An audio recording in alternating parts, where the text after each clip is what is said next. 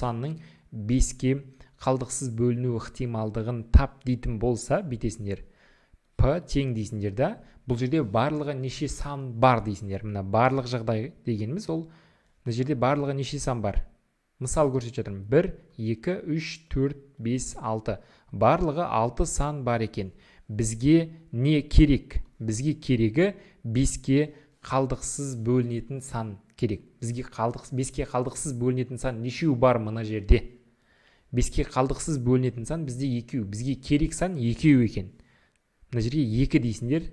Мінекей осымен уже есеп бітті десек те болады. Но осы жерде қысқартып жіберетін зат бар. Енді жай бөлшекті кішігірім білетін болсаңдар, бізде 2 де жұпсан болатын болса, 2 де 2-ке бөлінеді. 2 де қысқаратын болса, қысқартасың, қысқартпайтын болса, осы күйінше қаласың. 2 де бірдей санға бөлуді, соны қысқарту дейді.